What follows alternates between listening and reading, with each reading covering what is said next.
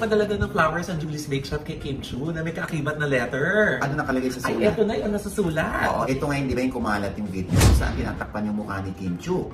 Bilang siya yung endorser ng Julie's. Pagkatapos nga ng ma-misinterpret ng ibang mga supporters ni Tatay Dicong, oo, na parang feeling nila sila yung pinariringgan, oo, ng Sa opening The Serve. spiel, Oo. sa The Serve, tsaka sa Resback, o ayan naman. Kinlaro na yan ni Kim Chu na ang layo-layo naman doon at Diyos ko naman, hindi lang dapat ginagawang issue yun dahil nag-opening spiel naman talaga sila. Yes. Oo. Ano sinabi ng letter? Ay, eto na yung nasusulat. Ano sabi ng Julie's Bake Shop? Eto nga. Basa.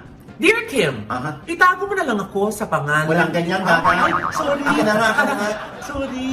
Dear Kim, ako'y nalungkot nung nabalitaan kong nadisgrasya ka at fourth life mo na pala yan. Sana ay Mali! Kim Atienza yun, yung aksidente. Pasensya na. Oh. Ikaw na nga, ikaw na nga. O nga, malinaw na.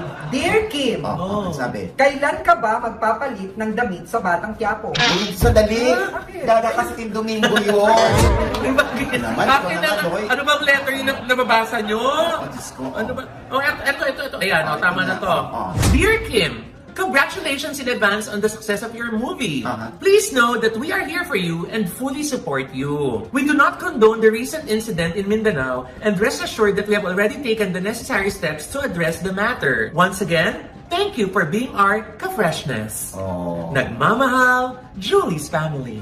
Oh, love Julie's family. Oh, ayan, at Pinost yun ni Kim Lai at ang sabi ni Kim, thank you fam, no worries, it's a great day today, mga ka-freshness, love you all.